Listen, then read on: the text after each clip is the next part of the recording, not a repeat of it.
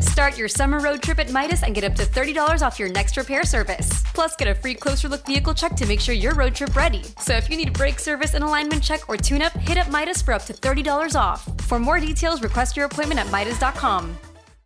TuneIn is the audio platform with something for everyone. News. In order to secure convictions in a court of law, it is essential that we conclusively. Sports. Shot clock at 4.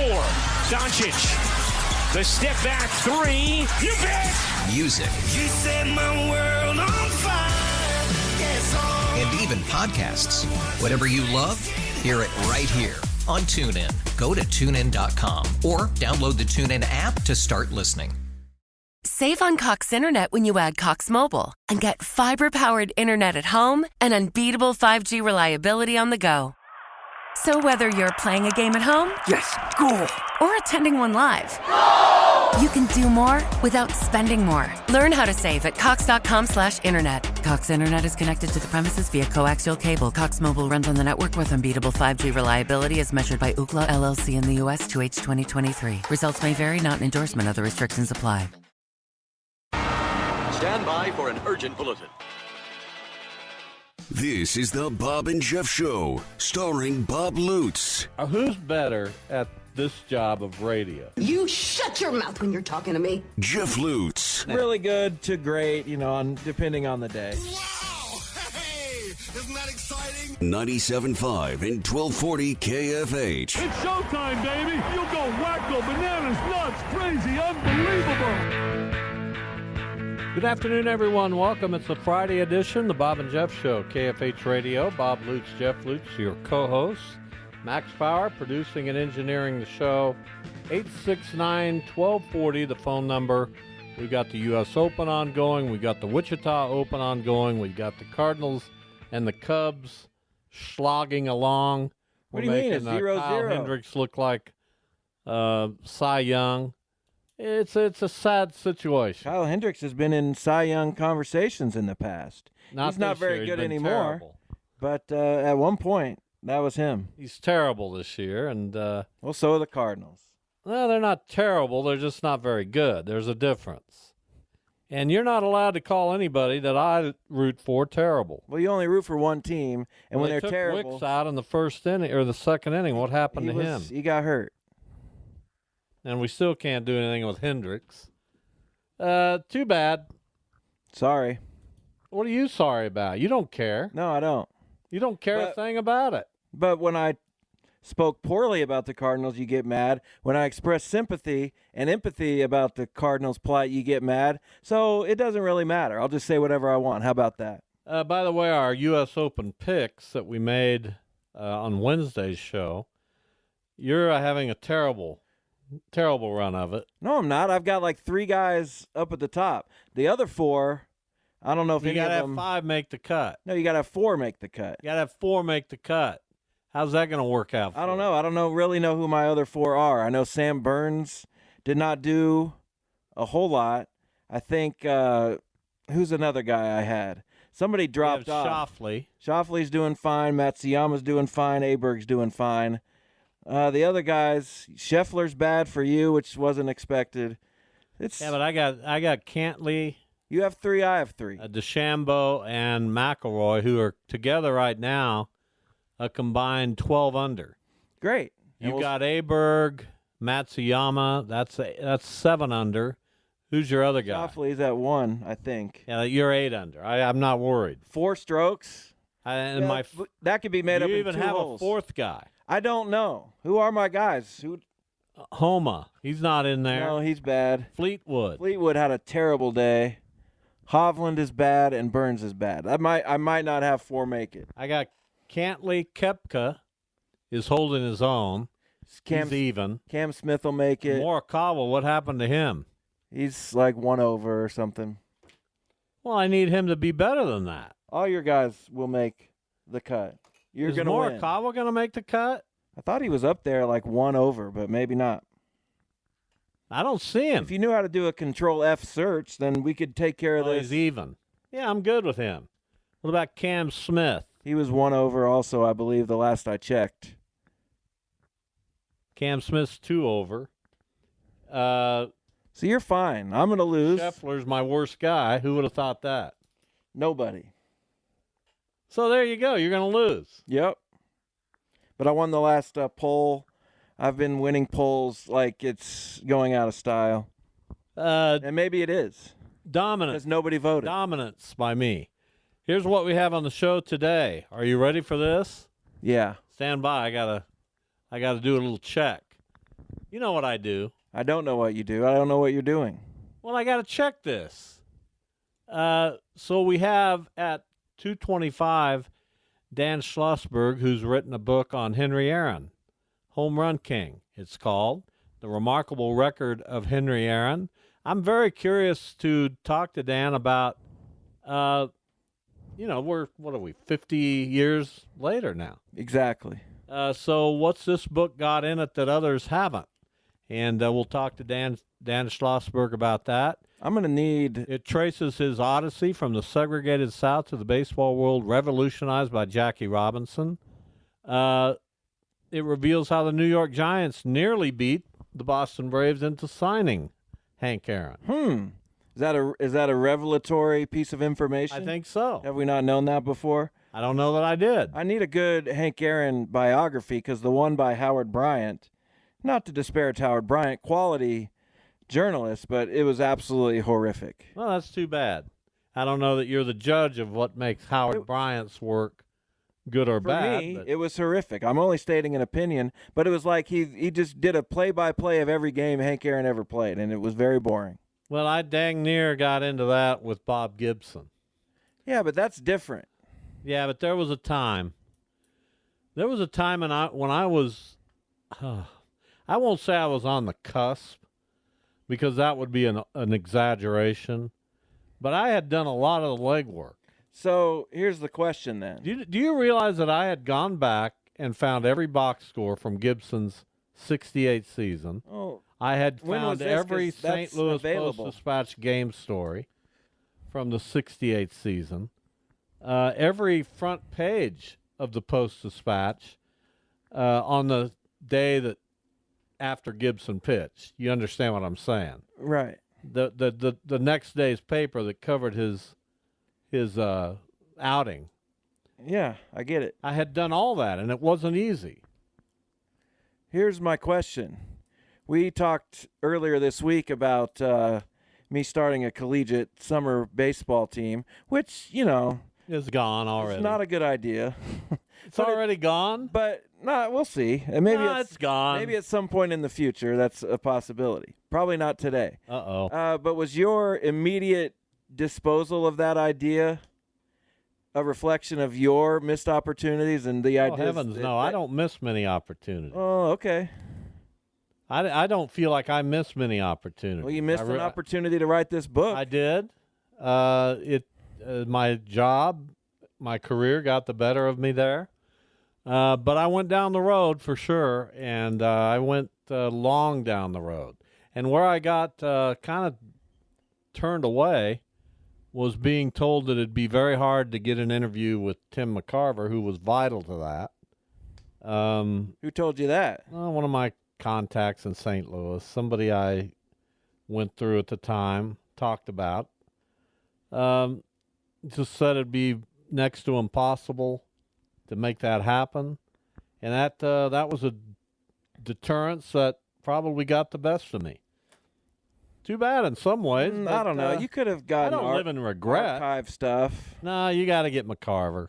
I'm sure he's given plenty of quotes in the past. I viewed that as a must-get for that book. I don't know. Jeff Pearlman wrote a book about Bo Jackson without talking to Bo Jackson. And it did pretty well, and people liked it. So you get around that's not how I operate. I get it, but I was going to do a book on Bob Gibson without talking to Bob Gibson. He wouldn't have done it? No. That's unfortunate. He didn't want to do any book that was from someone. I can't even remember what that was all about, but he didn't want to do any kind of a biography that he wasn't, in control of, basically. Basically. So I don't remember all the details. This has been 20 years ago, 25 years ago. I don't know how long it's been. It's been a long time. I understand. But I'm satisfied with my effort there. You did all you could, apparently. I made an effort. You pop off with, and there's no effort. Oh, I made efforts. What efforts? I tried to start going down the road on that the sequel to the Kansas Stars that I was trying to put together, and someday I will. Maybe I just say that about everything. But I talked to two. Maybe someday. That's going to be the name of your book. Maybe someday. That's probably good. Someday I will. By Jeff Lutz. No, it's just maybe someday. No, someday I will. Not maybe. This is definitive. So I will? Awesome. No, you've said many times, oh, I will. And that needs to be the name of the book. Well, when one of my Cleveland Indians / Guardians heroes, Rajay Davis, shut it down, and where do you go from there? It's like, no, we're not going to do it. Not doing it. Thanks. You just said Bo Jackson got a book written about him. I'm not talking about writing books. What are you doing? Talking about people needing to be present to play baseball in front of Wichita, Kansas. Well, good luck with it. Thank you. I'm sure it'll happen.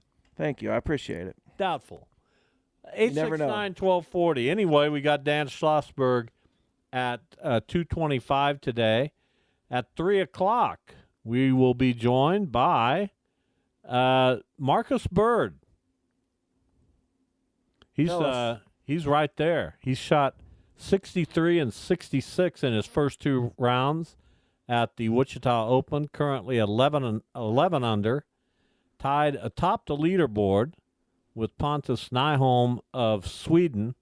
So thanks to the folks out at the Wichita Open for getting Marcus Bird with us at 3 o'clock today.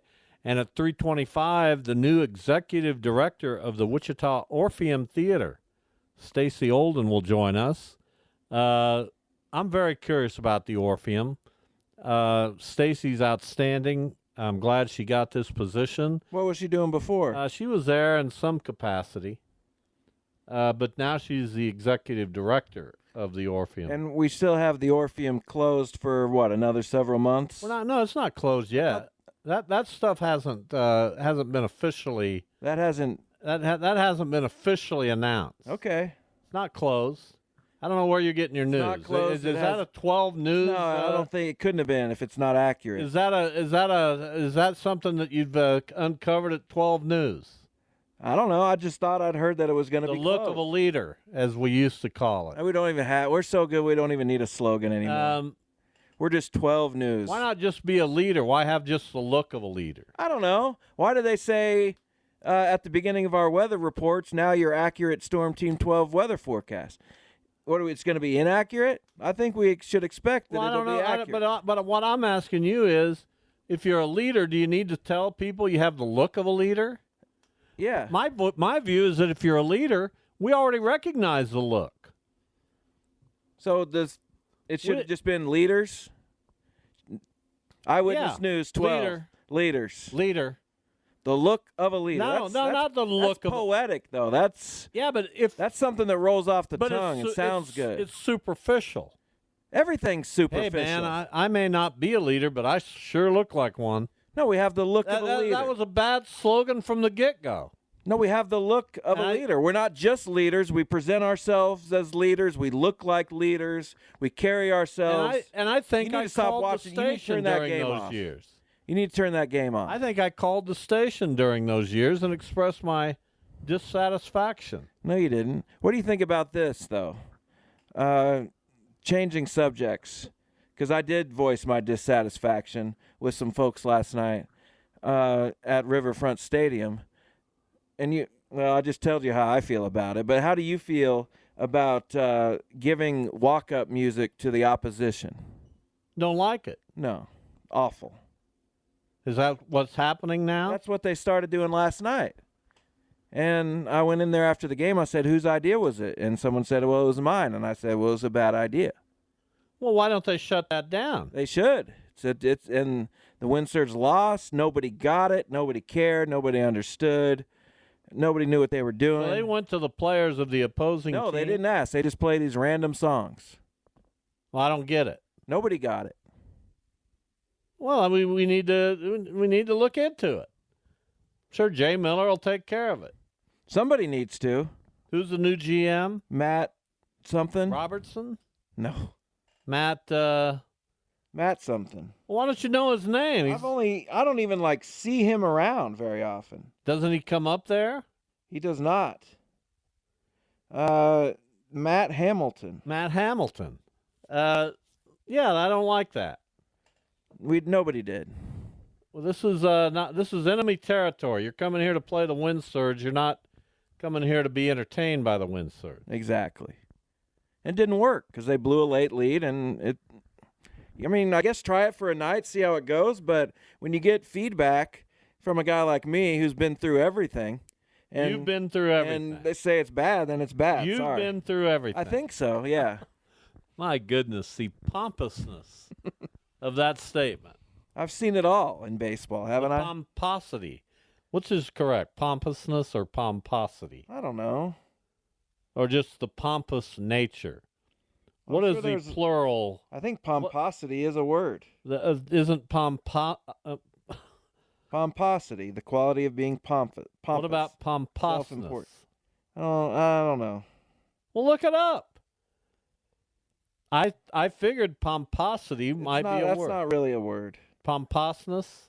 Yeah, you know how they have the real dictionaries websites give the definitions to words, and then they have these pompousness, being pompous, that aren't really from a reputable source. That's one of those. Well, back in my day, what we did was we had a dictionary, usually the Webster's dictionary, and we went to it and we opened it up and we looked up words. And I spent quite some time looking up words in that dictionary of mine. You know what is a pompous attitude? That's what I'm doing right now. No, I'm trying to be a little pompous. An unabridged dictionary. Who are you to say you got every word? I doubt you did. The Webster Merriam Dictionary had every word in it. No, it didn't. Yes, it did. There's no way. How do you capture every word? Here, did they have skabadoskudo? There's only... Because I just made that word up. There's only one expert on words that can add a new word to the dictionary. How do you add new words? There's words added every year. Well, I just added one, skabadaskadu. You know what I'm going to add to it? Idiot. No, well, that's in there. I'm going to spell it differently.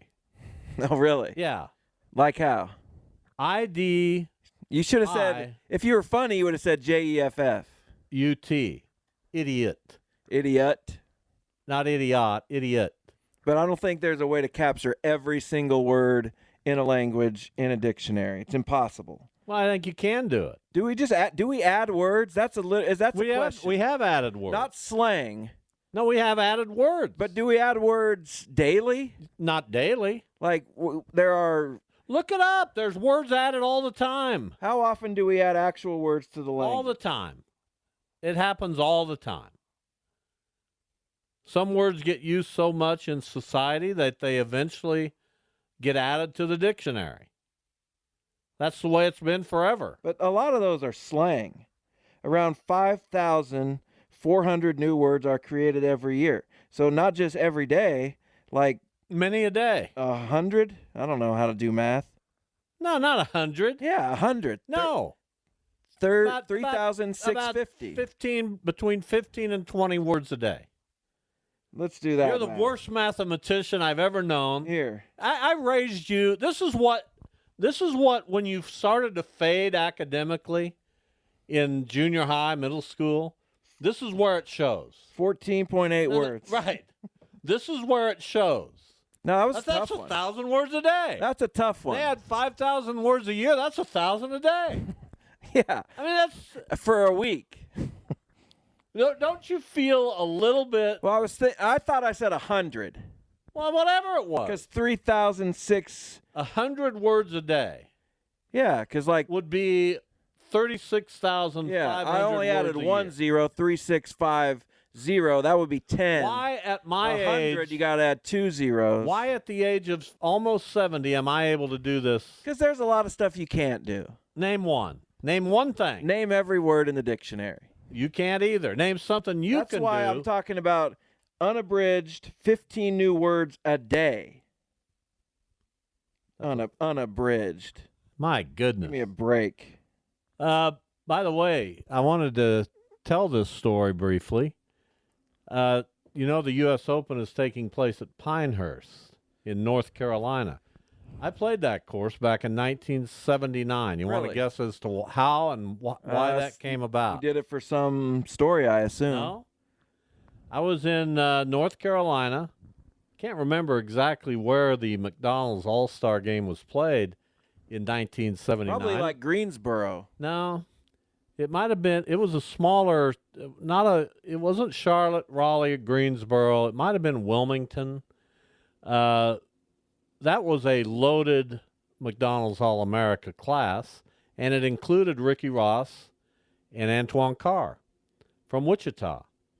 And so I went and covered it, and Bill Heimbaugh, who was the coach at South High at the time, Ricky Ross's coach, was able to get us on Pinehurst. And let me just say that course has never been the same. Well, that's impressive. You're not even listening. No, I'm listening. I'm trying to figure out where that game was played. But I can't really find it. There's pictures. I'll find it before. Well, I'd like to recap the roster. Well, let's. I believe Dominique Wilkins was a part of that McDonald's All-America team. James Worthy. I mean, it was an incredible group. Here's some players. Sam Bowie was on the team. Sam Bowie was as big as they Sidney get. Green, Clark Kellogg.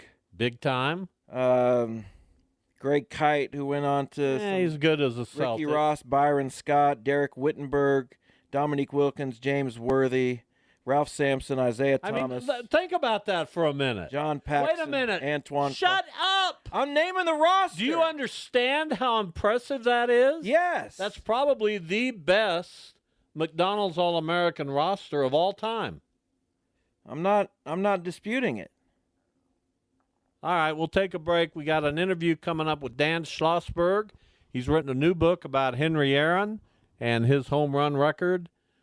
Looking forward to this interview with Dan Schlossberg. It's next, the Bob and Jeff Show, KFH. Start your summer road trip at Midas and get up to $30 off your next repair service. Plus, get a free closer look vehicle check to make sure you're road trip ready. So if you need brake service, an alignment check, or tune-up, hit up Midas for up to $30 off. For more details, request your appointment at Midas.com. TuneIn is the audio platform with something for everyone. News. In order to secure convictions in a court of law, it is essential that we conclusively. Sports. Shot clock at 4. Doncic. The step back 3. You bet. Music. You set my world on fire. Yes, and even podcasts. Whatever you love, hear it right here on TuneIn. Go to TuneIn.com or download the TuneIn app to start listening. Save on Cox Internet when you add Cox Mobile and get fiber-powered internet at home and unbeatable 5G reliability on the go. So whether you're playing a game at home, Yes, goal. or attending one live, you can do more without spending more. Learn how to save at Cox.com/internet. Cox Internet is connected to the premises via coaxial cable. Cox Mobile runs on the network with unbeatable 5G reliability as measured by Ookla LLC in the U.S. 2H 2023. Results may vary, not an endorsement. Other restrictions apply.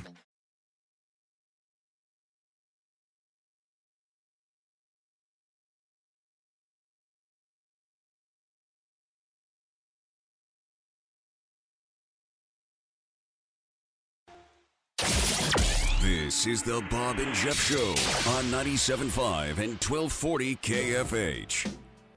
Here's Dan Schlossberg, the author of a brand new book, Home Run King, the remarkable record of Hank Aaron. Dan Schlossberg joins us. Dan, welcome. How are you today? I'm doing great, Bob and Jeff. How are you? How are you guys? Great to be on your show. We're happy to have you. You're a baseball guy. You've written a lot of books about the game of baseball. So before we get into the Aaron book, what drove your love for the national pastime, baseball?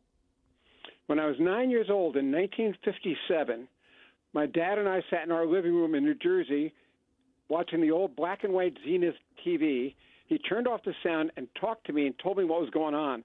And I really fell in love with baseball. And it was during the World Series between the Milwaukee Braves and New York Yankees. And that's what started me on Hank Aaron and the Braves.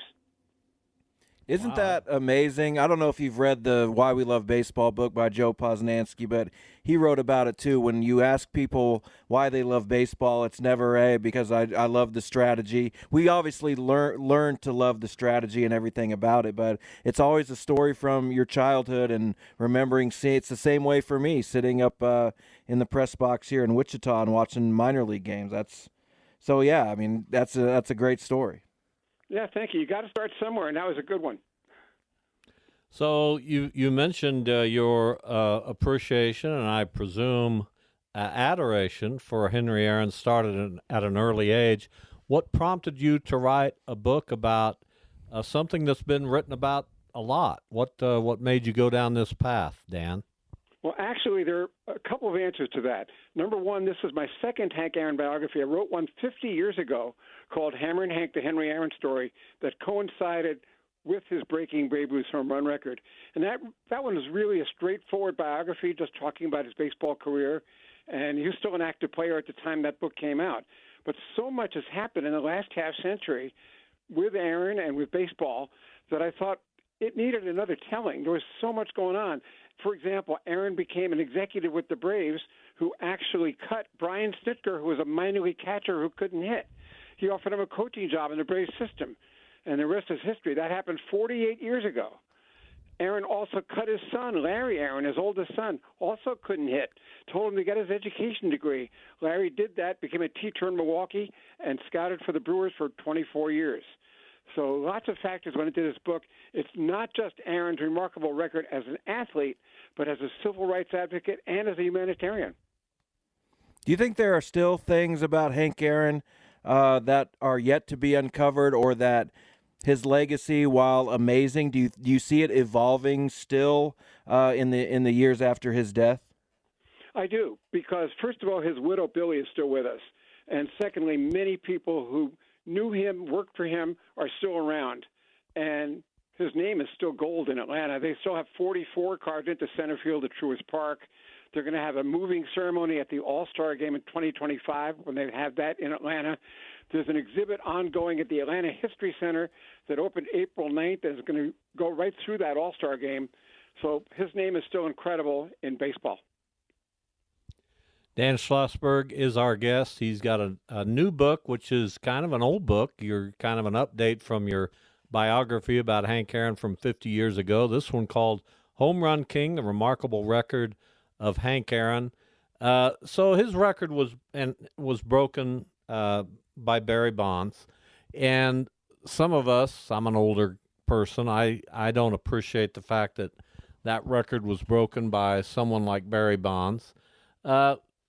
Tell us about Aaron's reaction. What do you think he felt, or what do you know that he felt about that? Their relationship was icy at best. Aaron had no respect for the guys who were allegedly on steroids, and apparently all the Hall of Fame voters agree, because Barry Bonds used up his 10 years on the eligibility list for the Baseball Hall of Fame and did not get in. And I don't think he will ever get in, because most writers think he cheated. And if you look at the record, the only time Barry hit as many as 50 in a season was the year he had 73. And as Yogi Berra would say, something ain't kosher in the state of Denmark. So what do you think would be, or how do you think we'd be talking about Henry Aaron if he had hit 713 home runs and hadn't tied and then passed Babe Ruth? Because he was a quiet and unassuming guy, obviously had a huge impact on the civil rights movement. But what would his story be if he retired as second in career home runs? Well, actually, he is second in career home runs, but that's only if you count Barry Bonds, which I don't, by the way. Right. I'm saying if he had retired as second in home runs. Okay. Well, what I worried about as a Braves fan, as an Aaron fan, the winter of 1973-74, he spent that whole period wondering whether he would ever get the chance to tie or break the record. He had death threats against him, many death threats against him. He had an FBI agent assigned to him. He had security people assigned to him. On the road in 1973, he had his own hotel. He ate separately from his teammates. So he wondered all winter whether somebody was going to knock him off during the winter. He once told Dusty Baker and Ralph Garr, young Braves black outfielders, not to sit near him on the bench in case somebody took a shot at him during a game. So this is what he was worried about. Fortunately, it didn't happen, despite all the threats. But how to get through that, especially for the whole winter, it was pretty tough. We're talking with Dan Schlossberg, an author who's written a lot of sports books, especially baseball books. This one, most recently, is about Hank Aaron. I'm 69. I followed his career very closely. He was almost like it's almost like in history, he's been punished just a little bit for his remarkable consistency and his down-to-earth personality. Would you agree with that, that those things haven't been maybe valued as much as they should have been? Very much so. Good question, as a matter of fact. Aaron was kind of the polar opposite of Willie Mays. Mays was charismatic and flamboyant. Aaron is introverted, humble. Don Drysdale said he was so relaxed at the plate it looked like he was falling asleep between pitches. Obviously not, since he hit 17 home runs against Drysdale and batted .362 against Sandy Koufax and .342 against Steve Carlton. So Aaron was wide awake, but very relaxed.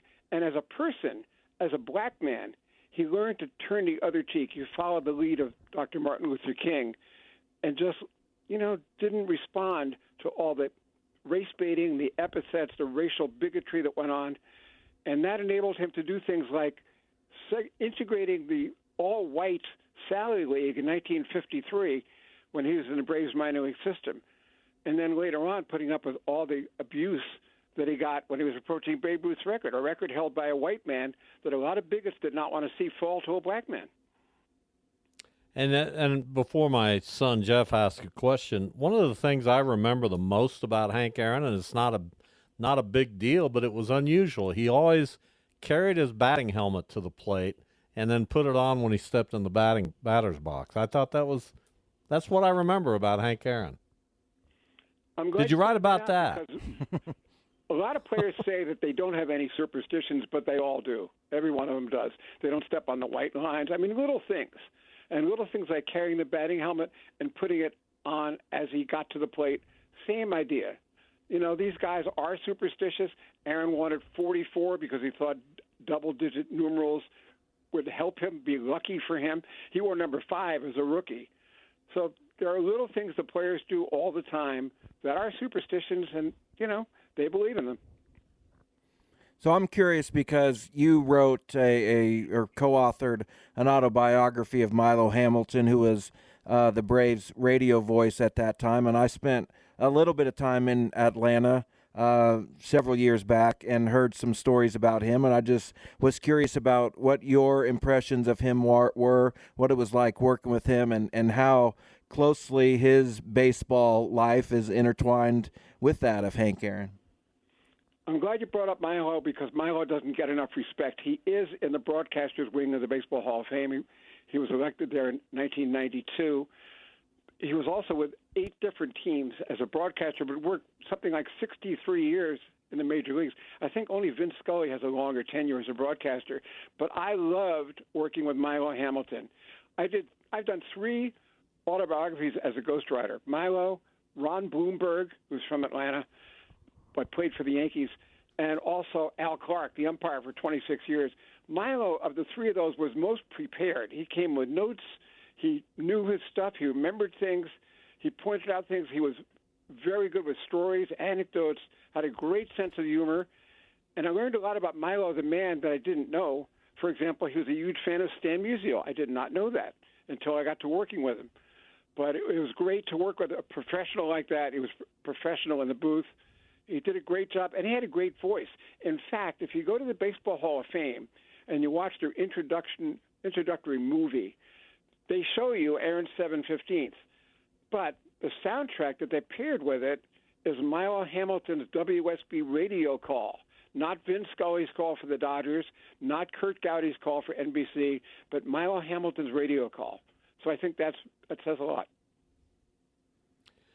That is very cool. Dan Schlossberg, our guest. So you mentioned some of the great Hall of Fame, all-time great pitchers that Hank Aaron had very good success against. How did he do against my all-time favorite, Bob Gibson. Not as well as the others. He was a little bit intimidated. In fact, he told the other black players on the Braves, don't ever challenge Gibson. Don't even look at him, because Gibson he'd throw the ball at you. He was a headhunter. Gibson had a reputation as a headhunter, and he would throw the ball at you. But Tom Seaver is a good case in point. Let me interject about Seaver. When Seaver came up, he struck Aaron out 7 times his rookie year. Now, Aaron only averaged 63 strikeouts a year, so 7 times against one pitcher, especially a rookie pitcher, was very unusual. However, Aaron also had a photographic memory. After that, he learned Seaver. Every other year of Seaver's career, he never struck out Aaron more than once. Wow. Well, you've done remarkable research on Henry Aaron, and you've shared your knowledge and passion in a great way. Dan, we really appreciate you coming on to talk about this. Congratulations on an exquisite writing career and your latest book, Home Run King, The Remarkable Record of Hank Aaron. Dan Schlossberg has been our guest. Thank you again. Thank you, Bob. Thank you, Jeff. Great to be on with you. Thank you. All right, there you go. Those kind of interviews are enjoyable because they're baseball interviews with people who have been around the game for a long time and writing about a guy who, in my opinion, where does Hank Aaron rank? Top 5. Is he above Willie or below Willie Mays? I'm not going to turn away anyone who wants to argue that Hank Aaron is the greatest of all time. Would you turn away anyone who wanted to argue that Willie Mays is? No, absolutely not. That's been the debate my entire life. Babe Ruth. It seems like Oscar Charleston is always in that conversation, probably the best Negro Leagues player. And Josh Gibson, Mike. Sorry, Barry Bonds. Well, no, Barry Bonds. Barry Bonds. You know, see that TV behind you? Josh Gibson did not play long enough. See that television? Look, turn around and look at that TV. If Barry Bonds unfortunately passed away right now, we'd lose some of the brightness. That's. I don't get it. He's an electric person. Oh, that's cool. Good for him. That may be my best shtick that I've come up with on this show. It's some of the worst I've ever heard. If you were passing through and you heard that, you'd laugh so hard you'd have trouble keeping the rig on the road. Maybe. I can't really validate you on that one. I don't know why. It just doesn't do anything for me. Barry Bonds was better at baseball than you'll ever be at anything. Wow. That anybody mostly will ever be at anything. Why take a shot at me? Just because you're taking shots at him. No, I'm not. Yeah, you are. And he should be in the Hall of Fame. I disagree with Mr. Schlossberg on that one. I mean, the fact that I've said publicly we should rename Evergy after Barry Bonds, don't take that personally. I don't remember you saying that. I've said it. I've visited the city council with that idea. No, you wouldn't. You'd say, I don't know, but I probably just won. No, I would have said exactly what I said I would have said. So you're just going to pop off in danger of being wrong? Sure, because I really thought No, you didn't. Wild Cherry was something big. You couldn't name another song, though. Doesn't that tell you something? Could. No, you couldn't. Sleep Here, I Don't Need You. Lots of songs. What does that even mean? You know, I do the best I can off the cuff. I'm not scared to take a chance. If it fails, I'm comfortable enough to deal with it. I think people appreciate that. They put out 4 albums. They had a #1 hit, obviously, and Play That Funky Music. But they also had and I know this is no other songs inside the top 40, but Baby You Don't Know got to number 43. That's the one I was thinking of. And they had 3 other top 100 hits. There you go. See what I mean? Hits, I guess. Would you consider the 96th best song a hit? If I've never had the 96th best song. That's not what I asked. If I produced a song and it got to 96, I'd tell people it was a hit. Give me a random year. I'd tell people it was a hit. All right, the apex of music was 1966. Oh, let's say. What was the 98th best song that year? According to Billboard, Year-end Hot 100. We're doing 98. 96, Yeah. whatever. Well, they're both huge hits. What was it? I'll give you 96 through 100. Okay. 96 is Devil with a Blue Dress On. That's a huge hit. 97 is Wouldn't It Be Nice? Huge hit. 98 is This Old Heart of Mine. Big hit. And then 99, Green Grass. You don't know Green Grass? Who sings it? The Yardbirds. No. Who? Gary Lewis and the Playboys. Oh, yeah. You know what? I'd know that song if I heard it. And but then I haven't thought about that song in decades. And then number 100, A Well-Respected Man by the Kinks. That one I know less about. Green Grass, though, if I heard it. Well, maybe Max will play it as we go to break. Max, play Green Grass. By Gary Lewis and the Playboys, not the Yardbirds version, which I assume doesn't exist. Well, the Yardbirds did it at private parties. Of course they did. Well, they got asked all the time. Okay, I want to hear the song Green Grass. What band to perform that better than the Yard, which has green? Is that why you thought of it? Birds. Weren't the Yardbirds only together a couple years? I don't know. Why do I have to look up everything? Because you're the one that asked. Your quick thoughts on the Eagles in Las Vegas. Good luck to them. All right. I'm probably not going to go. All right. 20 years ago, I would have probably gone. I got to go. I don't want to go without my wife. I hear that. You wouldn't go? I don't know. We haven't really talked about it. Would you drive or fly if you went? I'd drive. How long? Is that 20 hours? Something like that. Let's all go then. No, let's not. You can drive like it was like Los Angeles. Well, you didn't like me driving. I thought I did fine. I like driving. I like you driving better than me driving.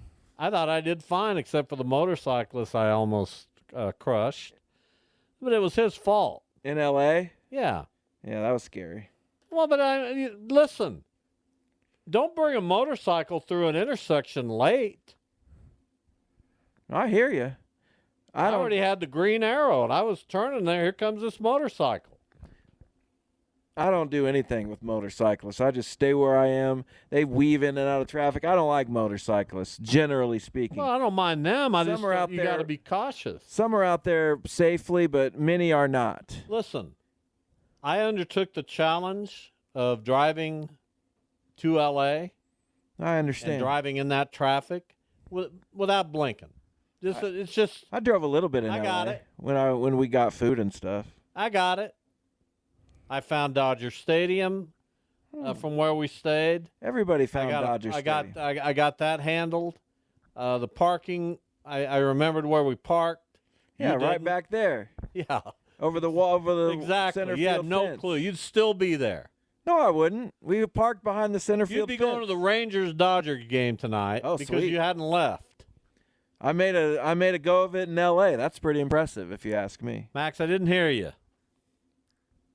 Oh, K-State Dave. Oh, K-State Dave is back. Hey, He's got to be excited about his basketball club. Hey, hello, guys. Yes, Dave. Yeah, I hadn't talked to you for a while, but you sparked my interest talking about Henry Aaron, old Hammer and Hank. I remember, I'm just a few years behind you, Bob. Back in the 70s, we used to collect baseball cards all the time, and it was Aaron and Mays. Who's the best? Who's the best? We always were.